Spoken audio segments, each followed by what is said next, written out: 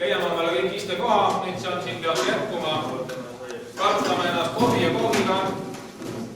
Kohvi ja koogi võtame kaasa, kui on vaja. Eraldi kohvipausi me ei tee. Ja pilt on pisut liige seina peal, aga räägime päevakavast tuttu ja siis esimese ettekandega. Kõigepealt kõigile tere tulemast Läänemaa Arenduskeskusesse. Mina olen Neeme Suur, Läänemaa Arenduskeskuse juhataja ja me nüüd istume küll klassimeetodil siin tegelikult, sest ümarlaud oleks kujunenud nagu väga suureks ümarlauaks.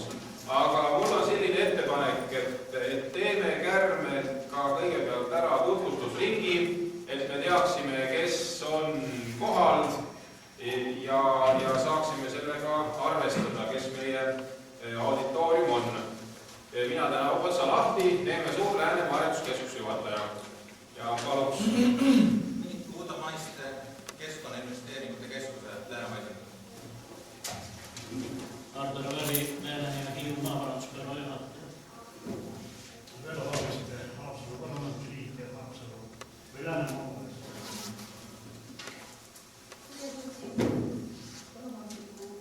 omavalitsus. Siime Lotman, pärandkooliste kaitseliit.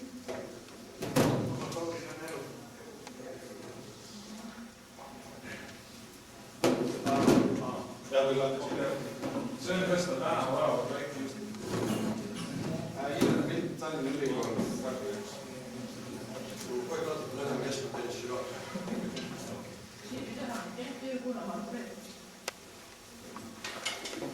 Petsara, Anila vallavanem Pärnu uuesti. Määrangu Reino Einar Asa Vein, põllumeesettevõtja ja volikogu esindaja kuulavad alles.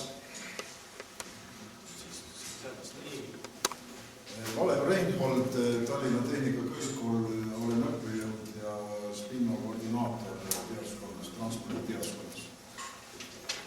Henno Lend, Tehnikakõrgkool samuti. Einar Eiland, kõnealused see, mis täna siin käsitleeritakse, selle materjali või projekti juht. Siia poole veidi. Rando Värnik, Eesti Maaülikool, majandussetsioonis direktor. Jüri Kruusel, Eesti Maaülikool, majandussektsioon instituut. Ja kohe ka tutvustus.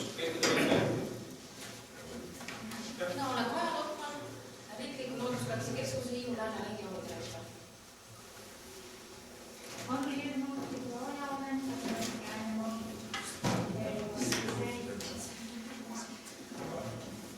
Kalle Saar, Nõva vallavanem.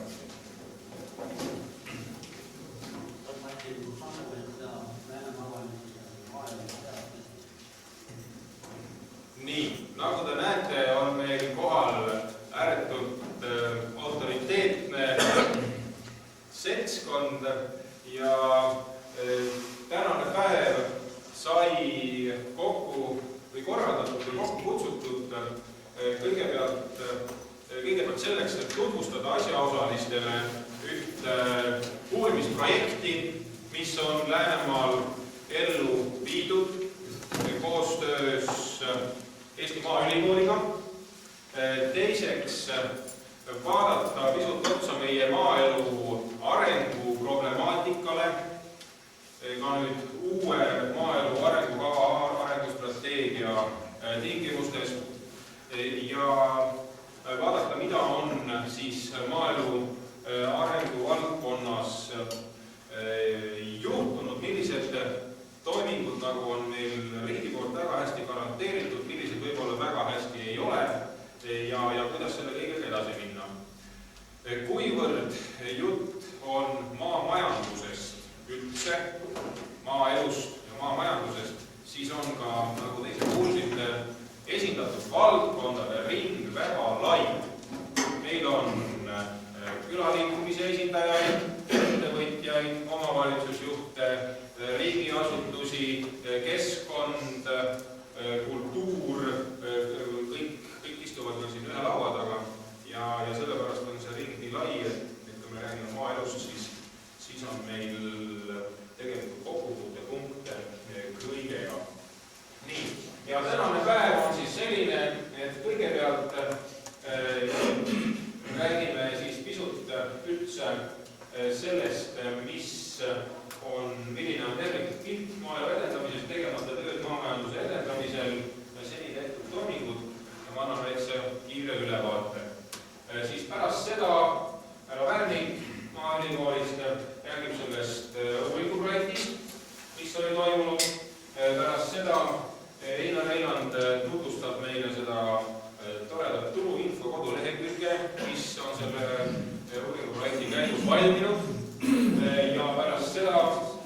Tehnikakõrgkooli esindajad räägivad meile teemal loogiline ja logistika maamajanduses.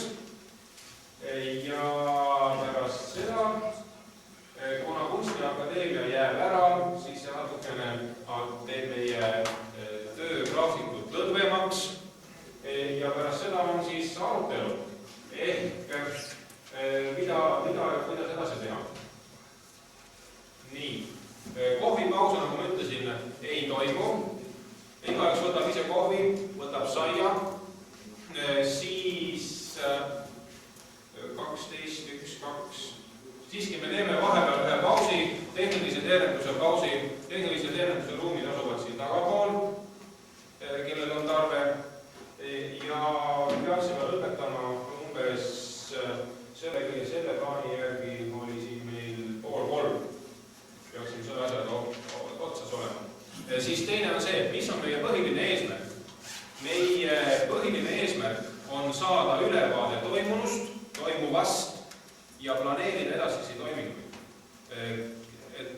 Kuna tegemist on puhtalt töökoosolekuga, siis ootan kõigilt väga aktiivset osalemist ja soovitan mitte hellitada väga kõrgeid ootusi selle töökoosolekule tulemuse suhtes. See ongi selleks koht, et arutada, kas teema sellisena on üldse toimiv teema, kas me teeme edasi midagi ja kui me teeme, siis midagi. Nii, küsimusi selle koha pealt. On kellelgi ettepanekuid päevakorra suhtes, töökorralduse suhtes? Nõus? Tore. Lähme siis edasi. Ups, see on mingi vahe asi.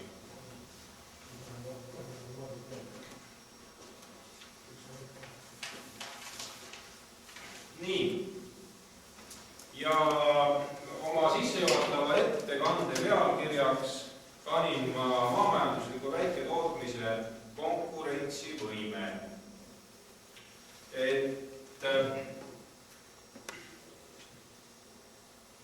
Võib-olla tegelikult kõigepealt paneme ette selle pildi. Ma siin tiba teen niisugust kunstilise kujunduse tööd ja joonistasin 2 pilti sellest, milline võib välja näha Eestimaa ja milline ta võib ka välja näha. Kas siin paremal pool otsas on tegemist pastoraalse idealistliku kujutelmaga, mis tõenäoliselt ei ole võimalik? Ja kas siin vasakpool ääres on tegemist konkurentsivõimelise, pikaajaliselt jätkusuutliku põllumajandusliku industriaalkeskkonnaga? Ja millise tee nagu Eesti endale valib läbi oma maaelu ja põllumajanduspoliitika? See on tegelikult see küsimus, millele me juba katsume vastust leida. Kui me vaatame Eesti strateegiaid, mis on koostatud, maaelu strateegia, maaelu arengukava, siis tegelikult on käsitlemine üpris selline läbi. Räägitakse nii ühest, kui räägitakse teisest. Kui seda osa veel eelmise MAK-i koostamise juures väga palju isegi ei käsitletud, siis nüüd on maaelu arengukavas väga jõuliselt sees väikeettevõtlus, väikemajandus, mikroettevõtted ja sellest räägitakse väga oluliselt. Samas on väga mitmed meetmed ja ka just eriti investeeringumeetmed kättesaadavad just siia vasakule poolele industriaalsele põllumajandusele. Kui me räägime poliitilistest suundadest või ütleme rahva mõttest, et milline võiks olla meie tulevik, siis 90% inimesi esimese hooga ütlevad, et nad tahaks seda parempoolset. Kui nad hakkavad tiba mõtlema, siis nad ütlevad, et aga konkurentsivõime, see on tõenäoliselt oleks vasakpoolne. Ja siis lähebki see jutt sinna kahe vahele ära. Aga pildiks. Maaelu arengukava on uus dokument, mis kahjuks ei ole veel kinnitatud. Kahjuks ei ole veel vastu võetud. See on valitsuskoalitsiooni arutlusel ja ta ei ole veel kinnitust saanud. Maaelu arengukava kinnitamisega viibivad ka igasugused toetused ja nende rakendamine muidu. See on negatiivne asja. Aga iseenesest see ideoloogia, mis on praegu arengukavasse sisse kirjutatud, on väga positiivne. See lause, mis on tahvli peal, on üks väga sügavõtteline ja põhimõtteline lause. Ma ette lugema ei hakka, ma loodan, et te näete tahvli peale. Ja see ütleb, et tegelikult selle maaelu arengukava ideoloogia selles mõttes oleks nagu õige koha peal. Teine lause, mis ma välja mõtlesin, on siis selline. Põllumajandustootmise arengu seisukohta, selleks tuleb tähelepanu pöörata põllumajandussaadusi töötleva tööstuse aktiivsemale tootearendustööle, tõsta lisandväärtust toote kvaliteeti, nišisektorid, mahepõllumajandus, turule jõudmine, tootearendusele, turustamisele. Eesmärgiks on saavutada olukord, kus lisandväärtuse EL25 ja ekspordi osaväärtus suureneb. Kõik on maaelu arengukavas kirjas, põhimõtteliselt kõik on väga õiged asjad, mis räägivad põllumajandustootmise olulisusest.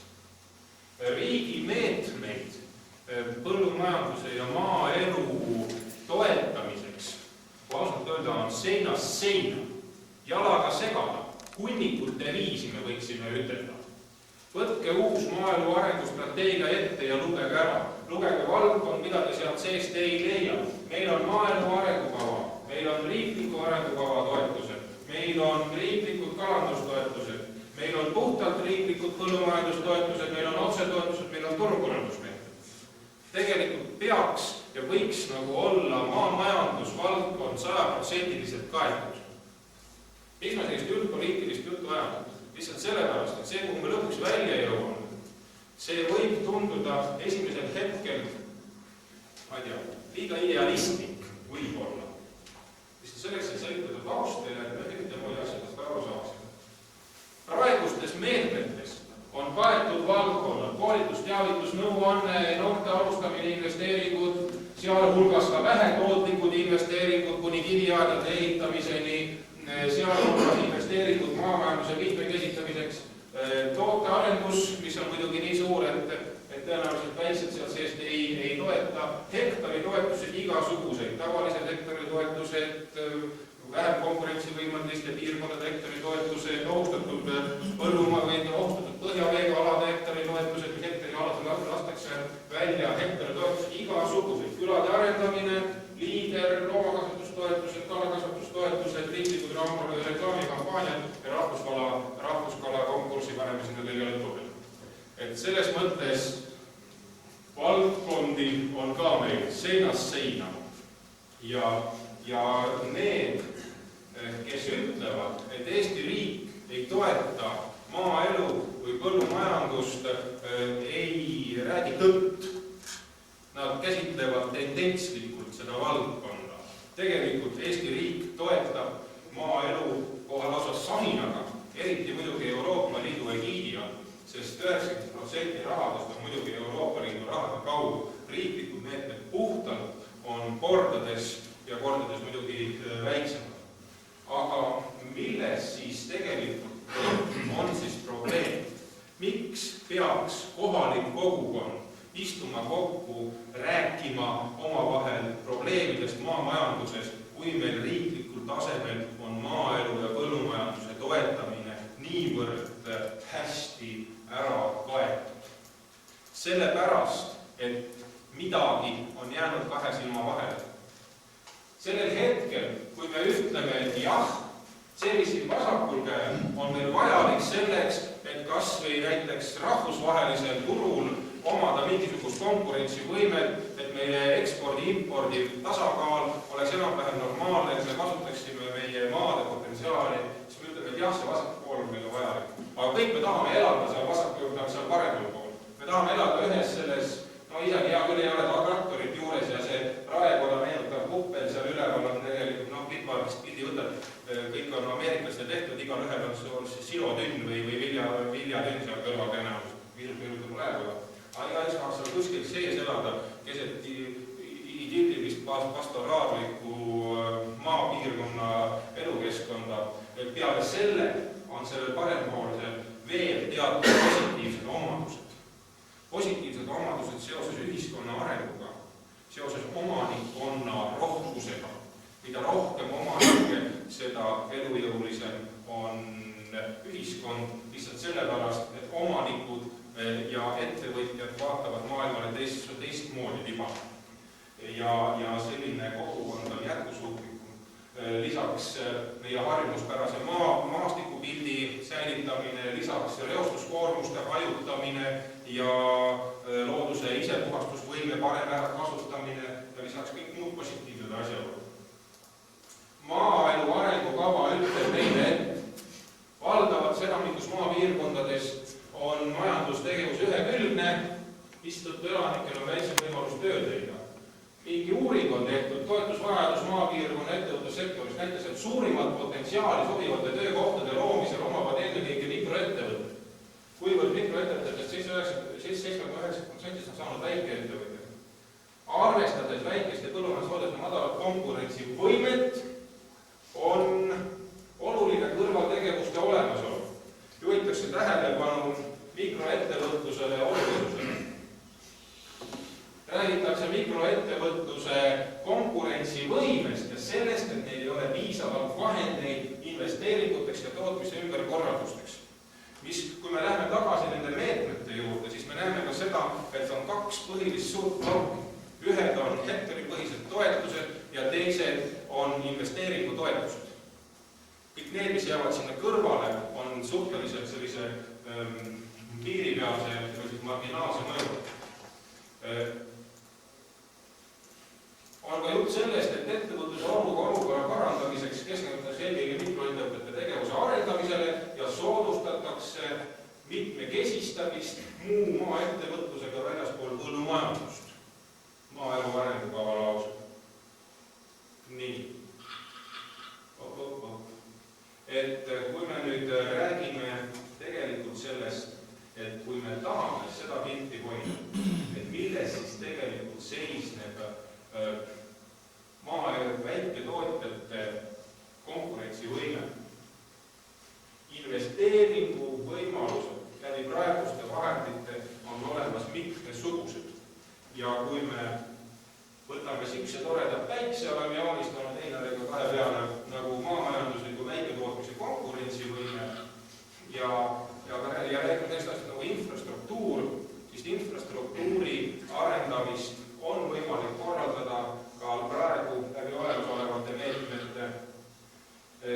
Kui on olemas infrastruktuur, siis peab toimima logistika, sest väiksemõõduline majandustegevus hajaasustatud piirkondades on hoopis midagi muud ja siin tuleb spetsiaalselt tähelepanu pöörata sellele, kuidas liiguvad kaubad, kuidas liiguvad teenused.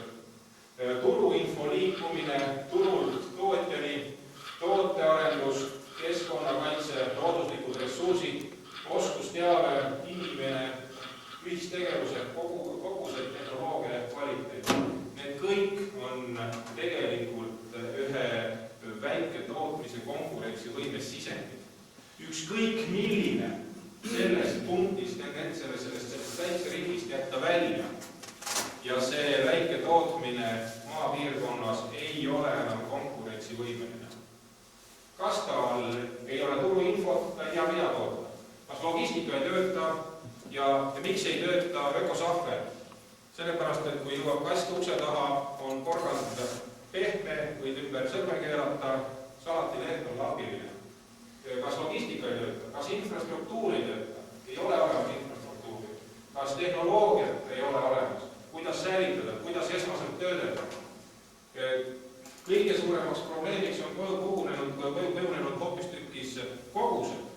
Ehk ükskõik, kui hästi teostatakse mingisuguse tootmishoone ümberehitus, kui väiketootja saabki selle 50% kätte sellest tootmishoonest, kui ta ei jõua oma tootega tegelikult turule, sest ta ei pääse oma kogusega sisse kaubandusketti, siis ta niikuinii ei suuda jätkusuutlikult jääda. Ja siit siis tulevadki nagu katmata valdkonnad. Meetmetest sest puuduvad ühistegevuse arendamine. See lause on kirjas, aga see ei ole tegelikult tõene. Tegelikult on olemas põllumajandusturu maaelu korralduse seadus 2004. aastast, kus on sees meede ühistegevuse arendamine. Viimaste aastate jooksul ei ole ka olnud rahaga täidetud. Tähendab seda, et juhul, kui me räägime sellist asjast nagu kogus, siis saavutada väiketootmises konkurentsivõimelist kogust, millega minna kaubandusketti, ilma ühistegevuseta seda ei ole võimalik teha. Ja nii kaua, kui meil on meie laiaulatuslik meetmestik täidetud investeeringuvahenditega, mis on kõik väga hea, aga me ei taga konkurentsivõimelist kogust läbi ühistegevuse. Me võime tagada koguse niimoodi, et kõik müüvad oma maad maha ühele omanikule ja meil tekib industriaalne põllumajandustootmine. See on üks võimalus. Aga teine võimalus selleks, et säilitada omanike ringi ja säilitada väiketootmist kui meie kultuuri olulist osa, selleks on vaja ühistegevust. Ühistegevuse toetamine oli ette nähtud selles samas maaelu, põllumajandusturu korraldamise ja maaelu arendamise seaduses, valesti ütlesin võib-olla. Aga seda ei ole siiamaani rahaga täidetud. Ma nüüd väga täpselt ei tea, kas 2007 aastal oli raha ette nähtud või ei olnud. Aga 2006 ei olnud, 2005 ei olnud, 2004 ei olnud. 2003 aastal oli 3 miljonit krooni ja see kulus teatud teadustegevustele. Et tegelikult on sellest konkurentsivõime väikese ringist jäetud üks tükk välja. Kas meelega või mitte meelega, ma ei oska öelda. Põllumajandusministeeriumi asekantsler eelmisel aastal, kui ta käis siin meie juures, siis ma küsisin ta käest, et miks te selle tüki olete välja jätnud? Ta ütleb, küsis mu käest, miks seda vaja on. Ja soovitas mul meede lahti kirjutada, aga mul ei olnud aeg sellega tegeleda. Teine on logistiliste lahenduste väljatöötamine. Kuna hajaasustus on tükvad teiste tingimustega majandustegevuse jaoks, väike tootmine hajaasustus, siis logistikale tuleb pöörata erilist tähelepanu. Kui ühes piirkonnas töötavad erinevad töötajad, tootjad, kes ühest poolt peaksid võtma sisse turuinfot, ühelt poolt peaksid võtma sisse arendusinfot, toetustest infot, teiselt poolt ja või näiteks võtma ka sisse väetisi, lisavahendid, mida iganes, teiselt poolt andma välja toodangut, siis selleks, et see logistika töötaks võimalikult efektiivselt, tuleb tegeleda eraldi logistikaga. Väiketootjal on kätte saamatud tehnoloogiaalane tugi, turuinfo ja tootearendus. Need on muidugi kõik minu väited, nendele võib vastu vaielda. Tegelikult ei ole, ma lähen siit isegi selle, tegelikult ei ole problemaatika, mis meil siis on. Väiketootja ei pääse turule väiketootja koguse tõttu, meede oleks ühistegevuse arendamine. Väiketootja ei pääse turule logistiliste probleemide tõttu, meede oleks ühistegevuse arendamine. Väiketootja toode ei vasta nõuetele, nõustamine ja ühistegevuse arendamine. Väiketootmise tehnoloogiline tase on madal, nõustamine ja ühistegevuse arendamine. Ja arendustegevuses. Tegelikult meil maamajanduse arendamist maakondlikul tasandil ei eksisteeri.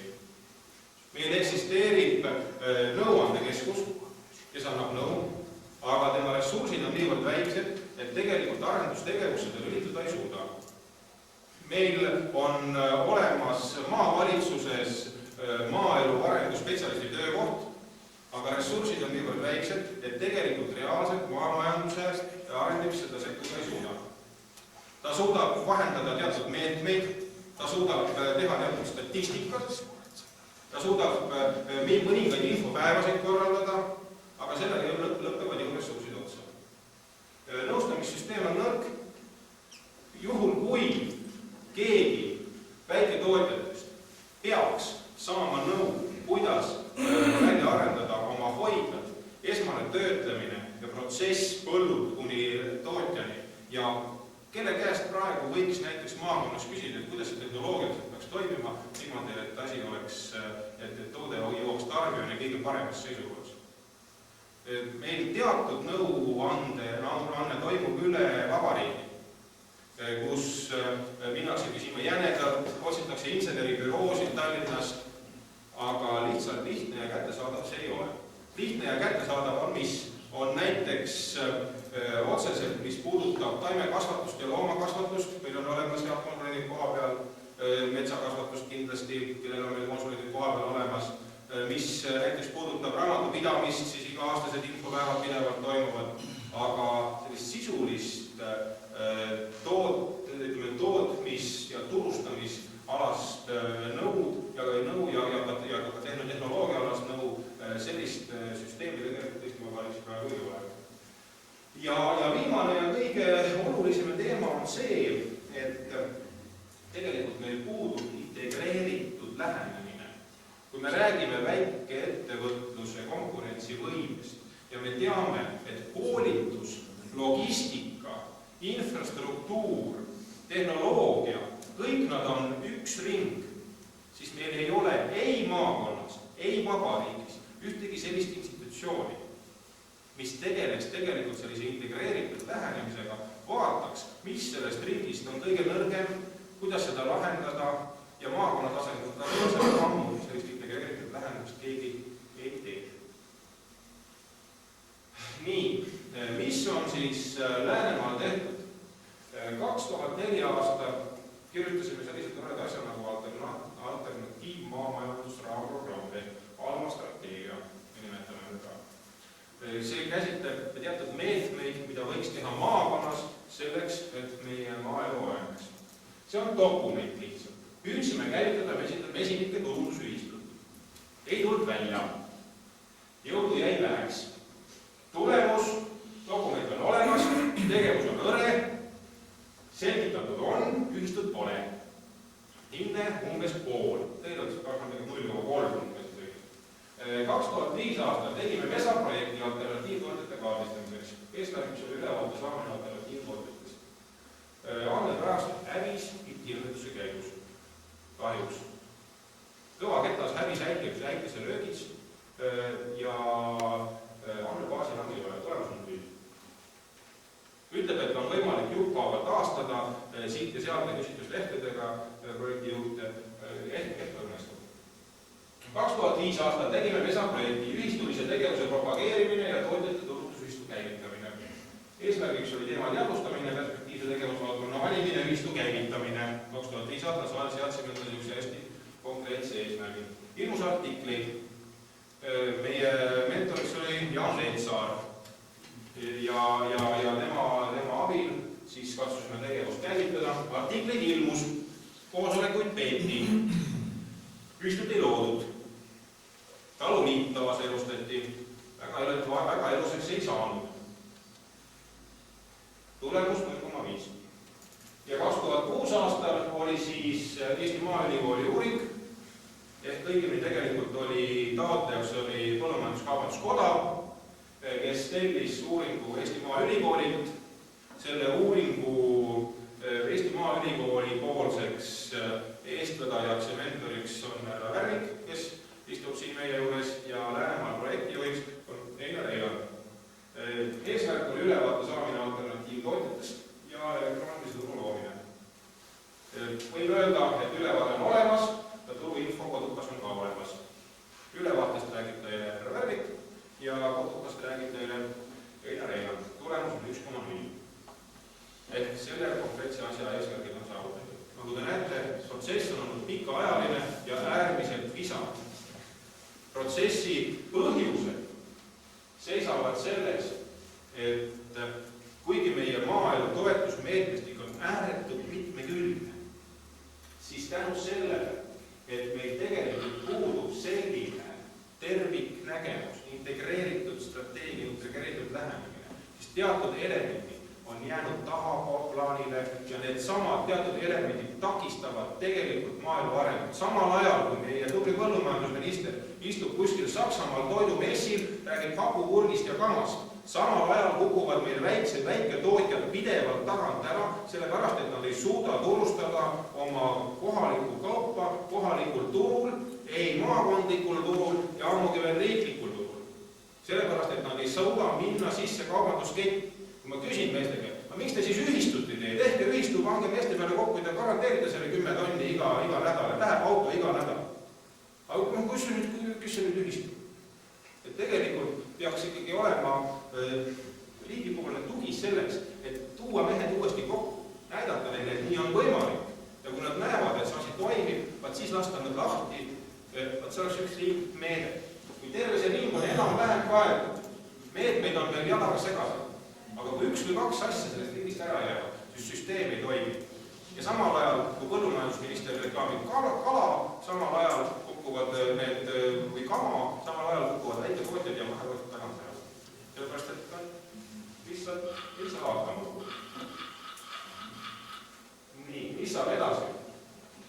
Ülesanded oleksid meil käivitada väiketootjate ühistuline tegevus Läänemaal, tagamas nende pääs turgudele, ligipääs tehnoloogiale, tootearendusele. Töötada välja logistilised lahendused toodete informatsiooni liikumiseks ja tagada maamajanduse integreeritud arengustrateegiate koostamine ja elluviimine kohalikule maakondlikul tasandil. Väga lihtne. Me oleme katsunud seda teedki 3 aastat käia. Kõige esimene ja kõige konkreetsem reaalne tulem on nüüd seoses selle Maaülikooli uuringuprojektiga. Ja see on ka alles uuringu tasandil. Hea, et küsite ja peksa ei saanud, kui nad tulid küsima, et kuidas sulle läheb. Küsite, et aga kus sa 5 aastat tagasi olid siis, kui ma otsustasin põllupidamisest loobuda. Et tegelikult neid muresid ja hädasid, mis tuli kaela, on väga palju. Miks see kõik on seotud külaeluga? Sellepärast, et ükskõik kui hea on sotsiaalkeskkond, kui ei ole võimalik sissetuleku hankimisest koha pealt, sellisel juhul pidime minema. Sellepärast on väike ettevõtlus maamajanduses külaelu ja külaarenguga väga tihedalt seotud. Miks ta on seotud keskkonnaga? Sellepärast, et väike ettevõtlus maamajanduses kõigepealt hajutab keskkonnariske, teiseks teenib otseselt näiteks poolooduslike koosluste hooldamise huve ja säilitab meie harjunud keskkonda, harjunud maastikupilti. Sellepärast istuvad need inimesed täna siin kõik saalis. Miks on ta kohalikule omavalitsusele oluline? Sellepärast, et meie Läänemaa kohalikest omavalitsustest on 28 000 inimest, nendest 12 000 elab linnas, ülejäänud elavad maal, meil on 12 omavalitsust, 12 omavalitsusest 7 on elanike arv 1000 või alla selle. Me oleme 100% hajaasustatud. Võtame linnad välja, siis meie keskmine elanikkonna tihedus ruutkilomeetril on 4,3. Geograafiaõpikust mäletan, Saharas oli 4,5. Meil on tiba pisem kui Sahara kõrbes on. Aga meil ei ole kõrbed, meil on sood ja rabad, mis on meile muidugi suur õnn, et meil on. Ükskord nagu neid rääpsustama kindlasti. Nii, aga sellega oli sissejuhatus minu poolt tehtud. Miks me siin oleme? Mida me räägime, järgmised ettekandjad on juba sellest konkreetsest uuringuprojektist, härra Värnik ja härra Eiland, aga praegu palun kommentaare. Ma olen nüüd rääkinud pool tundi lausteksti. Ma tahaks natukese parandada, et te ütlesite siin väga ilusti välja, et jah, et see Läänemaa asustus on nagu takistavaks. Tegelikult on sedasi, et kui nüüd vaadata teisest seisukohast, et kui need sood ja rabad, kus tegelikku asustust nagu ei ole, nagu sellest asustust, kuidas öelda, piirkonnast välja, siis tegelikult see Läänemaa õre asustus nii väga õre ei ole. Et see nagu kompenseerib tegelikult, et hea sellisest mitmetest majandusuuringutest ja nii edasi läbi jooksnud, aga paraku, kui see tädi, eks ole, kes ülikoolis on, võtab Eesti kaardi ette, võtab seal pindala, eks ole, palju Läänemaal on, siis ta tõesti on sedasi, aga ta ei näe tegelikult seda, kuidas öelda, neid soode ja rabade pindalasid kõrval, eks ole. See tähendab seda, et 85% Läänemaa elanikkonnast on koondunud 2 koridori. Üks on Risti-Haapsalu koridor, teine on Risti-Virtsu koridor. See on ka näiteks omapära muidugi võrreldes teiste maakondadega. Kui sõidab näiteks Lääne-Virumaal ringi, selline hea kruusateede võrk ja sellised vanad mõisad ja vanad asuvad seal keskel. Selline täitsa maastikupilt seal. Meil lähed asfaltee peal kõrvale kohe on esisilda vaja. Ringile tagasi, mis iganes. Mina mõtlesin öelda, et minu meelest jõudsid oma jutuga praegu selle kõige põnevama maa peale.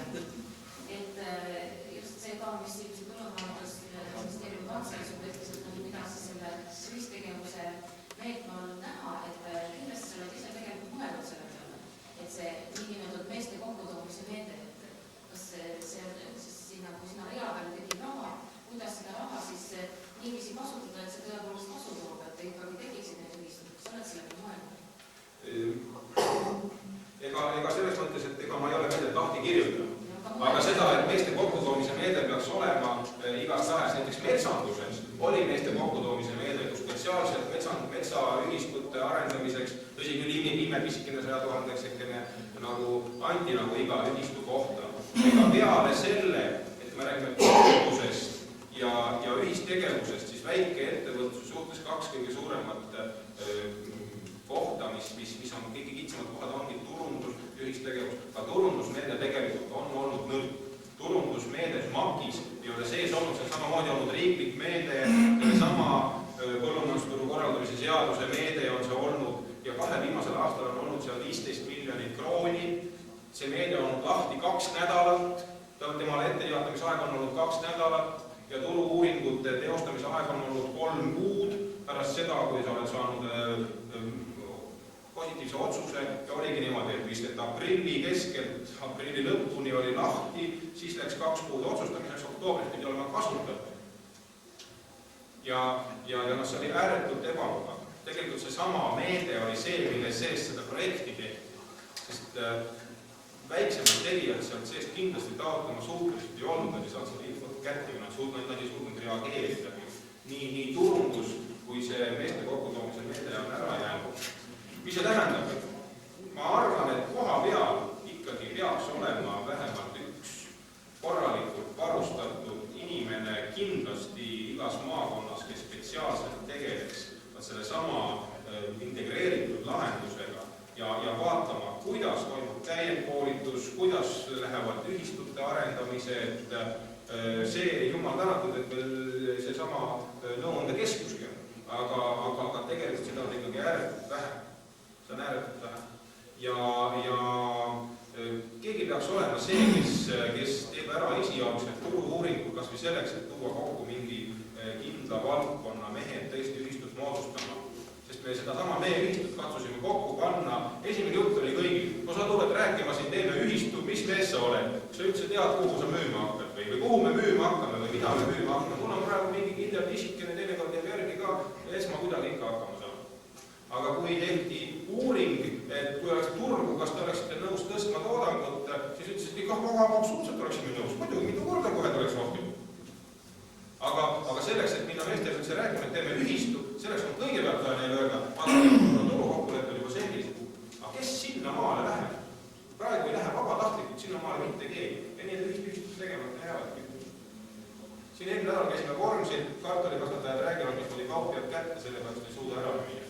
Mis te ühistate? Kes nüüd hakkab siis tulema, et tuleb naabrimees minu juurde või niimoodi?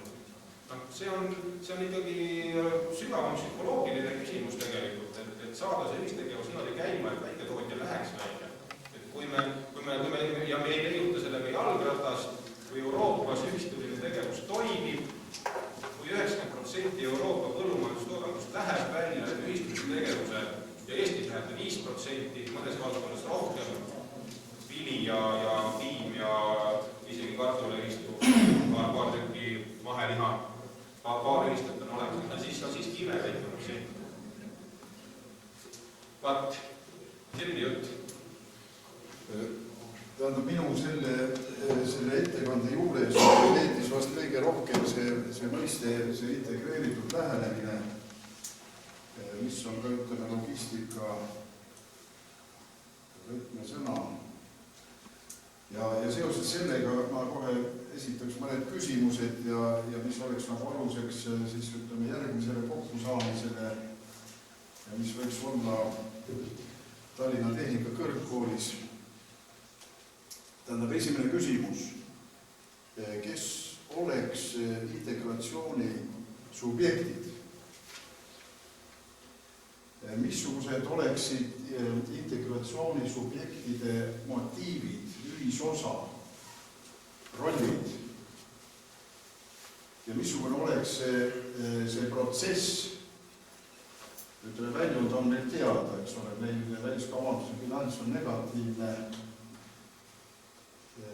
raha läheb riigist rohkem välja, kui sisse tuleb, sellepärast, et me oleme head tarbijad, aga me oleme kehvad loojad. Ja kui vaadata väliskaubanduse, võtame ekspordi struktuuri, siis see pilt on üsna kesine. Me ei näe seal lõpptooteid ja kui me räägime oma potentsiaalist, ütleme strateegilistest ressurssidest, siis ma arvan, et kõige lähemale sellele on põllumajandus, sest siin on täiesti nähtavad trendid, on Euroopa Liiduski, see on see mahepõllundus. Nüüd küsimus on selles, et kogused on väiksed, jah, transport ja logistika aitavad koguseid läbi konsolideerimise suurendada, aga tähtis on ka kvaliteet, sellepärast, et kui me tahame midagi eksportartiklina müüa, siis see peab olema väga kvaliteetne. Aga kvaliteet eeldab innovatsiooni ja kui me vaatame Eesti innovatsioonivõimekust, ükskõik mis tasandil, siis see on muret tekitav. Selles mõttes siia tuleks ka selline mõiste lisada nagu innovatsioon ja see innovatsioon peab jõudma kooli, kõrgkooli, igasse väikeettevõttesse, see tähendab investeeringuid inimestesse, nende teadmistesse, ütleme, know-how'sse. Nii et selles mõttes, ütleme, on üks pidepunkt, mida võiks modelleerida ja mida võiks siis, ütleme, edasi arendada. Jah, igastahes ütleme selle sama ringi terviklikkusest ja kuidas see võiks toimida. Aga võib-olla läheme nüüd edasi